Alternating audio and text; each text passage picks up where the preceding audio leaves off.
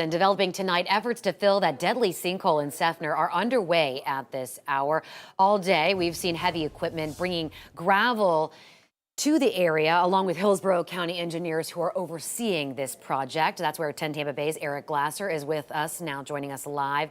And Eric, one day down, how long is this all going to take?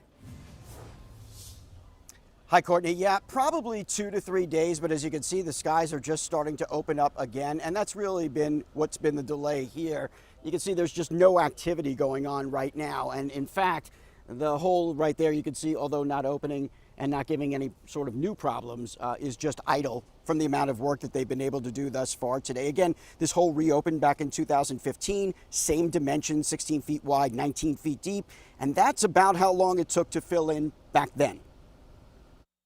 The hole is what it is, but we're out here to make people safe.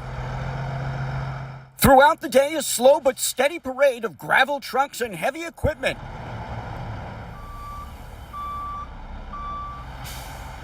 Delicately scooping tons of fill, placing it into the sinkhole while maintaining what they hope is a safe distance of at least 20 feet to avoid destabilizing it. It's a void in the ground, so you don't want to bring heavy equipment up to the edge and try and risk things.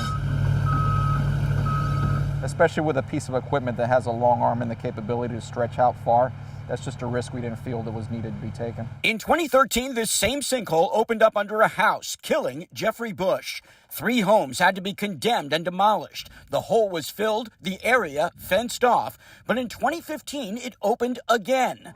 Back then, engineers used the same gravel and water mixture to create a porous cork, allowing water to still seep through and hopefully prevent other sinkholes from opening in this same neighborhood. Nobody wants a repeat. That's not the ideal solution.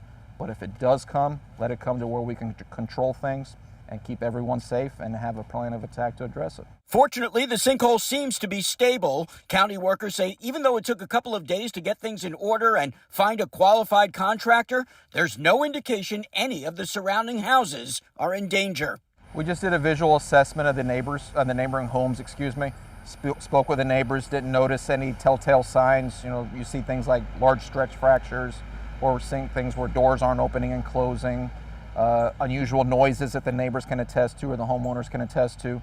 We did a check of all those. Everyone was safe, good to go. And when we brought the engineer out here later on, they didn't see any cause for concern on that front either. So we have that in our favor. And another indication that this is still a very deep underground void is that in addition to the gravel, they've had water trucks out here. And by midday, they had emptied more than 5,000 gallons into this hole, and it simply disappeared underground into those existing openings. And so obviously there is still work to be done in filling this in. They hope that this will not happen again, but that strategy that you heard, the idea here is to at least create a point where they can control the action of whatever it is that's taking place underground so that that water doesn't have to find someplace else to go and possibly save another home in this same neighborhood from suffering the same fate. Live in Seffner, Eric Glasser, 10 Tampa Bay.